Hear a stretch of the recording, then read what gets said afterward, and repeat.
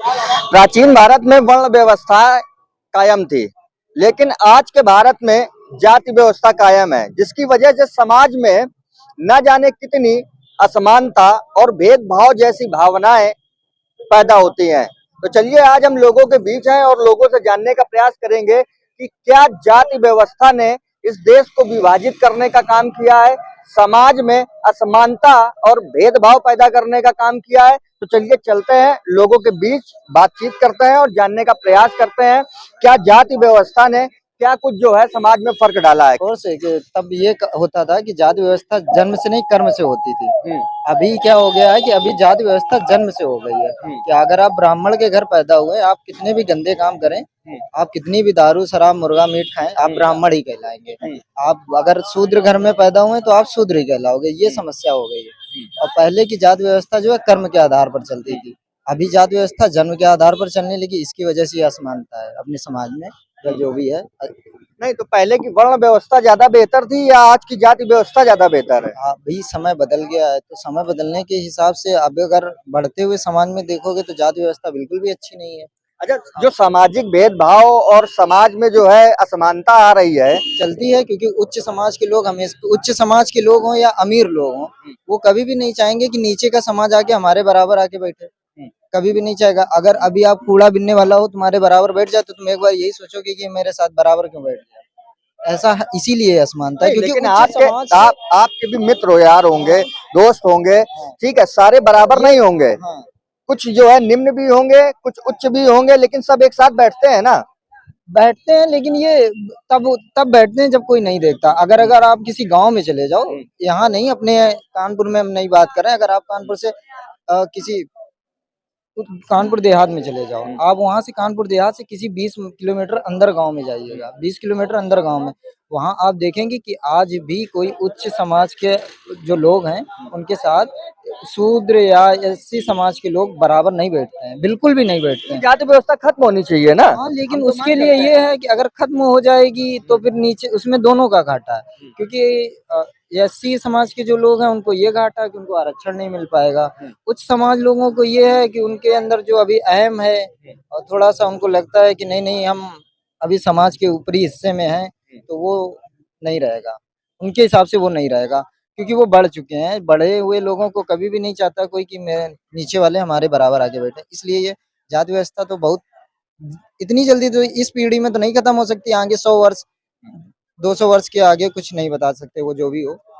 चलिए हमारे साथ कुछ और लोग हैं, उनसे भी हम बातचीत करते हैं और जानने का प्रयास करते हैं कि आखिरकार वो क्या सोचते हैं। भाई क्या नाम है आपका? हिमांशु कनौजिया नाम है मेरा। अच्छा ये बताइए, क्या भारत में जाति व्यवस्था खत्म होनी चाहिए? हाँ, अवश्य होनी चाहिए। यस, हर नागरिक समान है, बराबर है, ऊपर से ईश्वर की देन है सभी लोग, ठीक है। तो हम लोग ये भेदभाव क्यों कर रहे हैं? बताइए, ये बताइए, क्या समाज में जाति व्यवस्था की वजह से क्या भेदभाव और असमानता आ रही है? बराबर आ रही है असमानता। खत्म होनी चाहिए। खत्म होनी चाहिए, बिल्कुल खत्म होनी चाहिए। खत्म होगी तो भारत वो विश्व पटल पे जो अग्रिम अवस्था में होना चाहिए, वो उसमें कठिनाइयां आ रही हैं। जैसे कभी हमारे जो पश्चिमी देश जो है वो बहुत सारे विकसित हो चुके हैं, हम लोग अभी बहुत नीचे हैं, बहुत नीचे हैं। इनकी ये मान लीजिए अभी इंडिया की जीडीपी जो है वो 2.4887 ट्रिलियन डॉलर है, और अमेरिका की ये 24, चाइना की 18। समझ रहे हो? अगर गुने में कर देना तो हम लोगों को कम से कम 200, 300, 400 साल लग जाएंगे अगर उनकी तरफ से देखेंगे। अब जब हम लोगों को इतने साल लगेंगे तो चाइना की भी तो आगे बढ़ेगी ना, ऐसा तो है नहीं कि वो स्थिर रहेगी। तो इस वजह से हम लोगों को असमानता दूर करनी चाहिए और एक एक विश्व पटल पे हम लोगों को उतर के आना चाहिए। आपका क्या मानना है भाई? क्या नाम है आपका? नाम क्या है? आदर्श। अच्छा आदर्श, आप क्या मानते हैं कि जाति प्रथा जो भारत में है उसे खत्म होना चाहिए? जी बिल्कुल खत्म होनी चाहिए। होनी चाहिए। अगर समाज को सभी को एक धारा से जोड़ना है तो जातीय व्यवस्था खत्म होनी चाहिए, तभी ये आरक्षण भी खत्म हो पाएगा। गवर्नमेंट वैकेंसियां हैं और सारे विभाग हैं, उसमें ये आरक्षण तभी खत्म हो पाएगा। जब तक जातीय व्यवस्था नहीं खत्म हो पा रही है तब तक ये पॉसिबल नहीं। ये बताइए कि आपको क्या लगता है, क्या जाति व्यवस्था जो है भारत में खत्म होनी चाहिए? जाति व्यवस्था अब खत्म हो जानी चाहिए। जैसे जैसे एजुकेशन इंडिया का बढ़ेगा, लिटरेसी रेट इंडिया का जितना बढ़ते जाएगा, तो ये अपने आप कम होगा। और यंग जनरेशन इसको अवॉइड कर रही है। और सोशल मीडिया पे भी थोड़ा रेस्ट्रिक्शन लगा दिया जाए जो सोशल मीडिया के जरिए थोड़ा बहुत बढ़ रहा है, अगर उस पर भी थोड़ा रेस्ट्रिक्शन लगा दिया जाए तो ये कम हो जाएगा। और ये सही भी है, कम होना भी चाहिए, और ये सब चीजें गलत भी है। आपको क्या लगता है, क्या जाति व्यवस्था या जाति प्रथा की वजह से समाज में भेदभाव और असमानता जैसी स्थितियां उत्पन्न होती हैं? बिल्कुल होती हैं। आप इतिहास उठा के देख लीजिए, जाति व्यवस्था से ही हमारा देश बहुत पीछे गया है। नहीं तो एक समय था, इतनी बढ़िया बढ़िया पुस्तकें लिखी गई थी, उसका उपयोग हमारे देश के जितने भी टैलेंटेड लोग हैं अमेरिका जाके काम कर रहे हैं, यहाँ पे उनके साथ जैसे हमारे देश के साइंटिस्ट हैं उनको बढ़िया सिक्योरिटी दी जाए, बाकी चीजें दी जाए, लेकिन यहाँ के लोग जाति व्यवस्था में ही लगे रहते हैं। ये एक बहुत ही सुनियोजित तरीके से एक ढोंग रचा गया है ताकि भारत देश आगे न बढ़ पाए। विभिन्न जातियों में बांटना, धर्म में लड़ा कर अपना चुनावी मकसद पूरा करना, ये सब बहुत ही सोची समझी, और ये कुछ लोग कर रहे हैं देश के, कुछ चुनिंदा लोग जो नहीं चाहते कि लोग आगे बढ़े ताकि उनका राजपाट बना रहे। कुछ लोग तो जाति की राजनीति ही कर रहे हैं। वो भी गलत है, वो भी गलत है, हम कहाँ कह रहे हैं वो सही है। लेकिन आज तक जिस जाति की राजनीति कर रहे हैं उस जाति का आज तक भला नहीं किया। आप देख लीजिए, आप बिल्कुल सही बोल रहे हैं, मैं नाम तो नहीं लूंगा, लेकिन एक बिल्कुल सही है। यार ये सही बात है, और कहने में हमें कोई गुरेज भी नहीं है कि बहुत से ऐसे नेता हैं जो अपनी जाति के नाम पर राजनीति करते हैं, लेकिन आज तक अपनी जाति का भला नहीं किया, बल्कि अपनी जाति को केवल बेचने का काम किया है।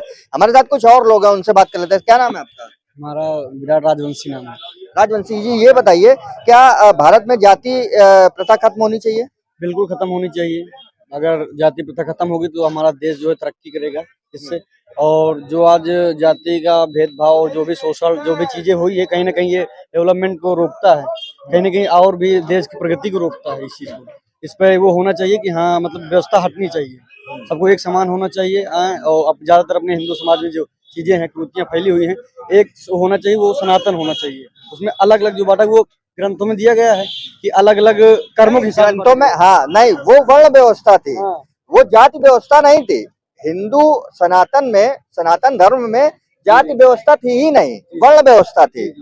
जातियों में बांटने का काम हमें किसने किया? ये सोचने वाली बात है और समझने वाली बात है कि जातियों में बांट करके हिंदू को केवल कमजोर करने का काम किया गया है। ये चीजें बहुत गलत है। अब तो हटना चाहिए। अब तो आधुनिक वो चल रहा है, समय चल रहा है। अब ऐसी चीजों को बहुत पीछे छोड़ देना चाहिए, और देश को, सनातन धर्म को मजबूत बनाने के लिए सब लोगों को एक विचार पर, एक मंच पे आना पड़ेगा सभी को। चलिए, तो एक मंच पर आना पड़ेगा, और तभी जो है वो देश की तरक्की भी संभव है। क्या नाम है आपका? हिमांशु उपाध्याय। हिमांशु जी, ये बताइए, क्या जाति व्यवस्था भारत में अब खत्म होनी चाहिए? बिल्कुल होनी चाहिए सर। क्यों होनी चाहिए? अब मतलब जाति में भी बहुत सारी वो हैं, आप क्रीमी लेयर ला सकते हैं।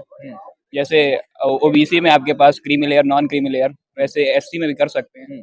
अच्छा, क्या आपने कभी ये सोचा है कि भारत में, प्राचीन भारत में वर्ण व्यवस्था चला करती थी? वर्ण व्यवस्था मतलब समाज को जातियों में ना बांट करके वर्णों में बांटा जाता था। जी। पहला वर्ण था ब्राह्मण, दूसरा क्षत्रिय, वैश्य और शूद्र। सबको कर्मों के हिसाब से उनके वर्ण में रखा जाता था, ठीक है।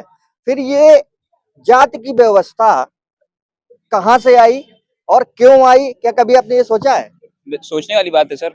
ये तो मॉडिफिकेशन, परिवर्तन संसार का नियम है। क्या अभी आपको भी उन जातियों में वैसे ही है। क्या आपको नहीं लगता कि जातियों में बांट करके हिंदू समाज को बांटने का काम किया गया है? सर डिवीजन तो हर उसमें होता है। आप मुसलमानों भी देख लें, उसमें भी शिया सुन्नी है, हिंदू समाज में भी है। मुसलमानों की मैं बात नहीं कर रहा, मैं हिंदू समाज की बात कर रहा हूँ। तो उसमें भी बंटवारे में तो वो वैसे करना पड़ता है। सर, हमारे प्राचीन भारत में जाति की कोई ऐसी व्यवस्था ही नहीं थी। कहीं कोई प्रमाणित, कोई ऐसी न पुस्तक है न कुछ है, कोई इतिहास नहीं है कि हमारे यहाँ जाति व्यवस्था थी। हमारे यहाँ केवल वर्ण व्यवस्था थी। फिर ये जातियाँ कहाँ से आ गई? अब मैं तो था नहीं सर, तो चलता चला गया वो। अच्छा, ये क्या ये गलत है? अब गलत तो है, वैसे देखा समाज जाएगा। में असमानता फैलती है, भेदभाव फैलता है। अभी मुझे नहीं लगता इस जनरेशन में ऐसा कुछ है। आप पुराने में जाएं तो फिर कह सकते हैं, क्योंकि हम तो ऐसे घूमते हैं सब लोग। जैसे मैं ब्राह्मण हूँ, वो पटेल है, ये गुप्ता है।